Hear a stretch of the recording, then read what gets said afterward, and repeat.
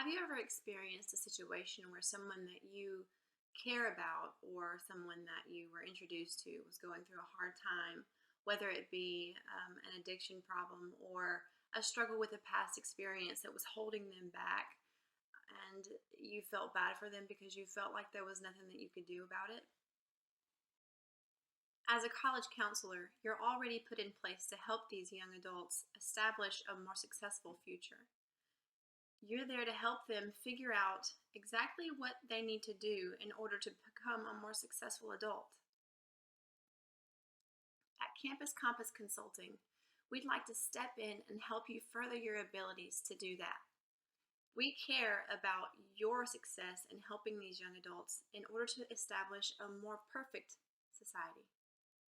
Our team of consultants have worked diligently putting together a plan that fits the University of West Georgia's Counseling Center's needs. At this time, I'd like to introduce you to our team members. Hi, my name is Summer McCurdy, and I'd like to share a story with you about how our company began 12 years ago in Southern California. Hello, my name is Caleb Smith, and I am the Internal Communication Advisor for Campus Compass Consulting. Hello, I'm Tyler Wingfield, External Communications Director for Campus Compass Consulting. I am a full-time student at the University of West Georgia, pursuing a degree in Management of Information Systems. My background is in information technology and military communications. Hi, my name is Ariel Hudson, and I am the Marketing Director of Campus Consulting Incorporating. I am pursuing a bachelor's degree in both Business Administration and Accounting.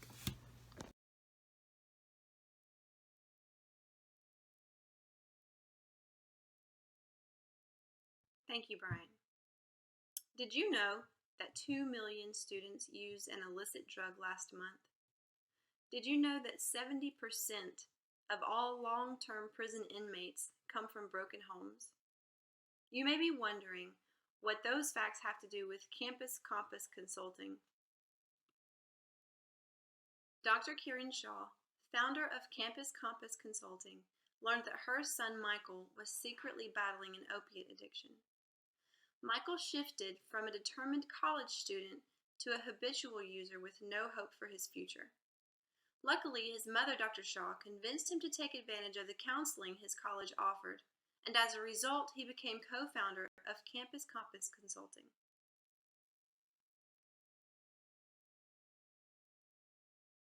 We as a company value the knowledge we've acquired through working with colleges across the country, mentor and counsel students that need it. We value our relationships.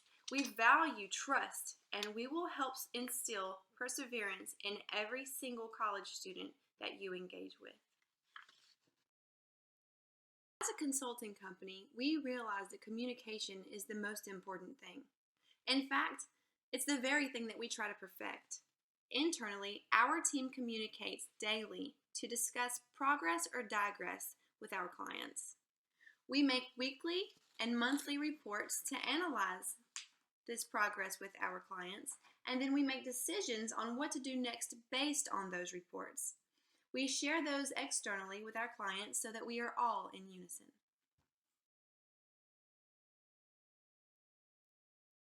In conclusion, Campus Compass strives to improve society by further developing college counseling centers to reach the young adults who are struggling to succeed. Coping with addiction, time management, and becoming a successful adult is quite the challenge. It's no easy task. We would love to be on your team to help you better the futures of so many lost students.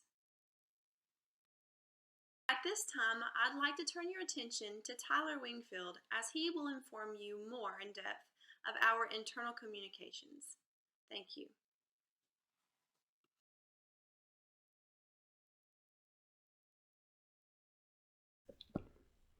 Hi everyone, my name is Caleb Smith. I am the Internal Communication Advisor for Campus Compass Consulting. Recently, we reviewed over the University of West Georgia's Counseling Center. Just a few things to note about internal communication. Internal communication is such things as websites, phone calls, emails, in-person meetings within the company itself, of employees, of coworkers, and different things like that. So one thing that we noted about the counseling center for the University of West Georgia is that there are several improvements that could be made to the website and how they conduct different things, such as team meetings and just kind of maintaining a certain level degree of communication within their facility, which I'll be going over with you. One of the things that we noted about the counseling center was their website. It is, in the best of words, a little cluttered, right? There's bold letters, there's small space and area where you can look up things, there's lots of tabs, it's not very clear as to where to go. So say, for example, that a student or a coworker is trying to find what they need, right? A simple thing that should take roughly about maybe a minute at most can take up to 5, right? Which might deter people from actually seeking services, right? The services they need. And it's just being cluttered and being clustered, right, can cause anxiety. That's what we're trying to eliminate, right? We're trying to have a clear headspace, just because as the counseling center, we need to show that we hold a certain level of cleanliness, right? A website is an organization's social identity. That's the first thing that people tend to go to and tend to see, and we need to make sure that that is on point 100% the entire way. Now, a new thing that we're trying is called counseling for counselors, right? So it's very common in the therapy profession for therapists to seek therapists, right? Being a therapist is a very taxing and a very draining job, right? So therapists tend to see other therapists. So personal life doesn't affect work life, right? It's, the kind of relationship. Now, we believe that we can implement a similar thing into the counseling center. Have a third-party therapist, with their own office inside of the counseling center that will see everyone, all counselors, all employees of the counseling center, just so that they're able to talk, right? We don't always know if our counselors are seeking outside help, just because that's, disclosure, that's getting too much into personal life and info, but we want to make sure that the counselors in the counseling center, right, are at the required level they need to be to help out the students. And the way that we can do that, the way that we can make sure that happens, is to make sure that they seek proper care, right? And this can, the therapist on site, it does not report to anyone inside the counseling center. They are fully an independent person from all of this. They just happen to be a therapist inside the counseling center, right? They don't see students. They just strictly see the people inside the counseling center. And what this allows the ability to do as well is, say you have a superior and a subordinate, right? And the subordinate needs counseling and seeks it, right, from their superior, who happens to be a counselor. That this can create a conflict of interest, just because, since this is on a university, the subordinate could be a college student needing help, right, needing to seek counseling. So it removes that conflict of interest and allows for better communication, without also strain between just how stressful the job is, right? If you can let something go, if you can find a means to relieve it by, expressing how you feel to someone who isn't going to talk to anyone else, it's a bit of relief. So we're trying out this new system, and we're going to try to implement it and see if it works. Another thing that we would like to try is restructuring how team meetings in the counseling center are done. The way that we'd like to do this is to almost hold it as a little bit of a group therapy session, right? So obviously, it'd be like a staff meeting. However, it'd be in a much more relaxed environment, still professional, but relaxed, right? You have a main speaker talking about all the changes that are happening, just different stuff that needs to be noted. But in this scenario, people are able to express their opinions and how they feel about a certain topic or subject or a change that's happening or something that has happened in the past that they've noticed or just new things that, that they maybe don't feel so comfortable about. And what this allows it to, with this type of meeting scenario allows it to do is it allows everyone to share equally in a respected and closed environment, right? So if somebody wanted to try out a new idea of a different type of therapy, right? Something that they read or something that they'd like to try, they're also able to workshop it just because this is a group therapy session sort of meeting. If somebody has an idea for how to tackle, the stress of an academic thing and they'd like to try it out, then they can try it out with everyone in the meeting and see if it works, and if it doesn't, then back to the drawing board, and if it does, let's see if we can't implement it, right? This allows people to feel more comfortable, right? Now this is still professional, so the main speaker would need to facilitate the meeting and make sure nothing gets out of hand. However, nobody has to be afraid of saying something out of line, right? Or, they're not able to speak up because they just don't feel like, they have anything to share. Everybody has an equal voice. And, we feel at Campus Compass Consulting that this is a great way to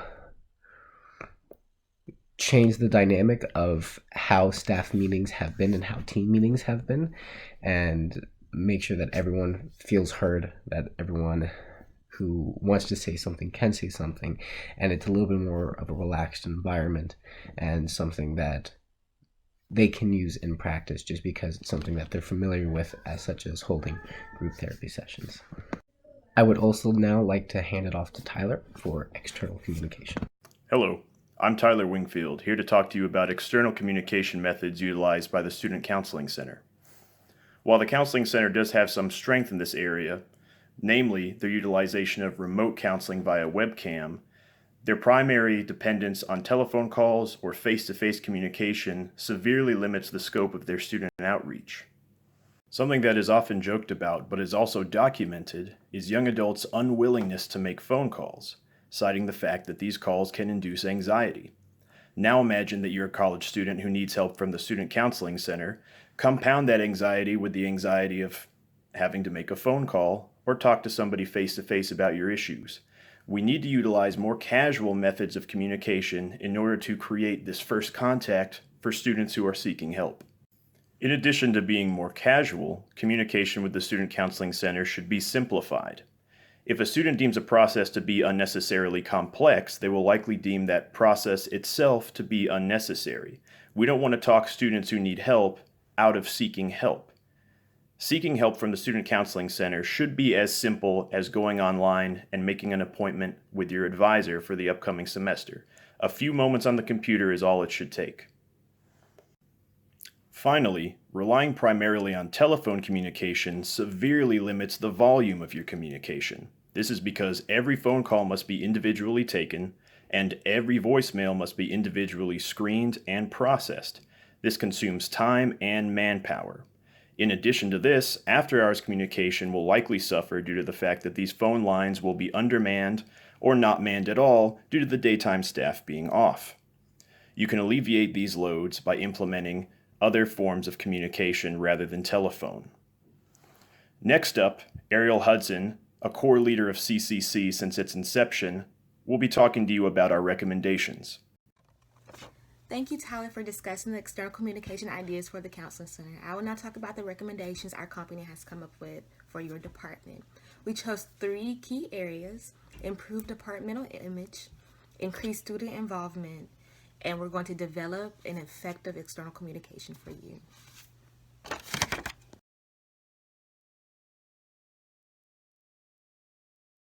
So the second key area we'll be talking about is how to increase your student involvement by doing two things. One, by creating student outreach programs, and secondly, by partnering with student organizations.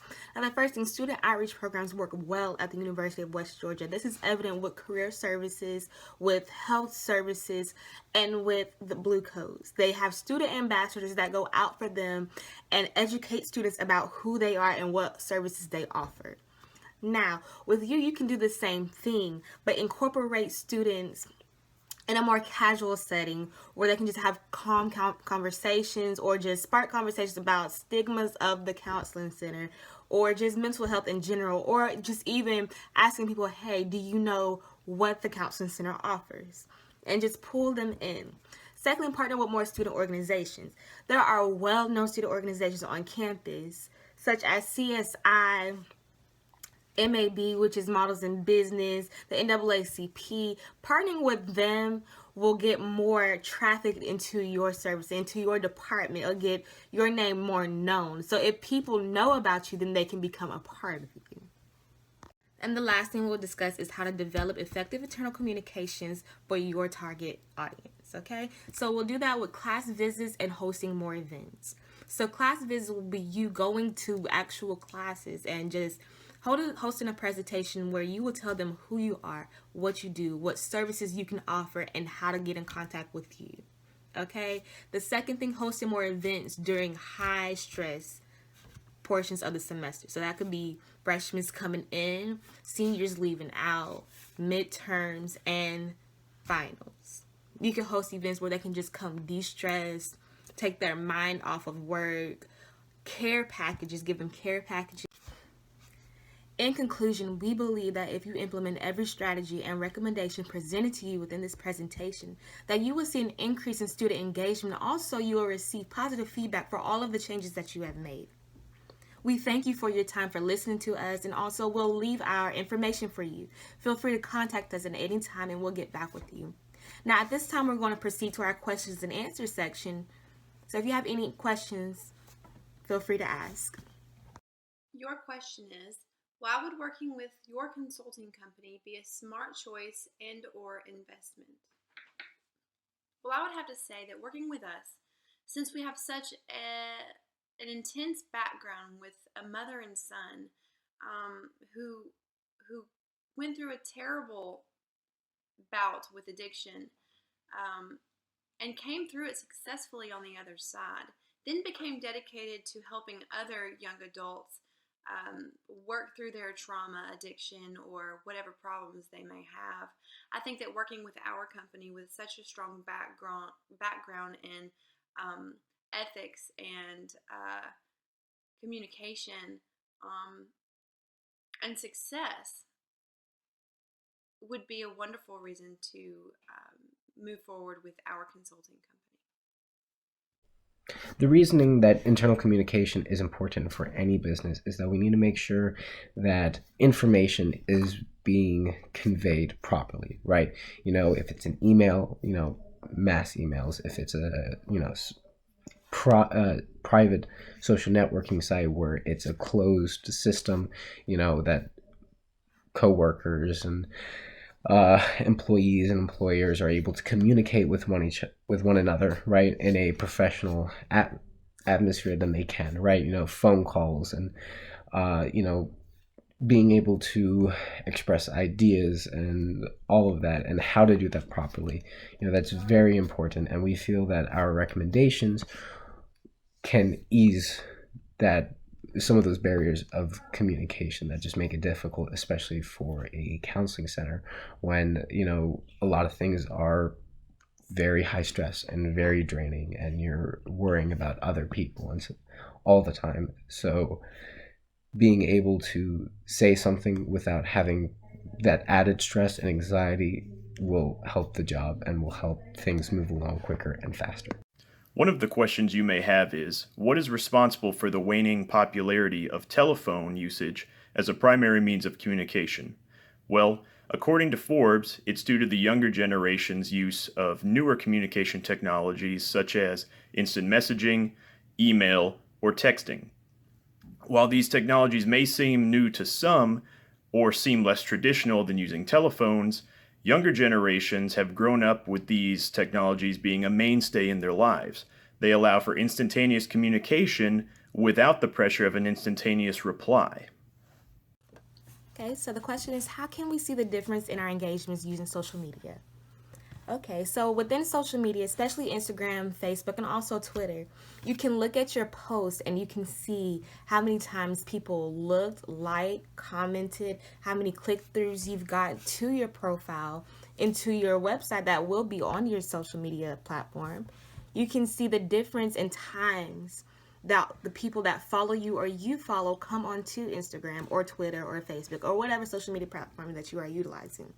It shows all of the analytics. The app analyzes your information for you. And we can help you track that.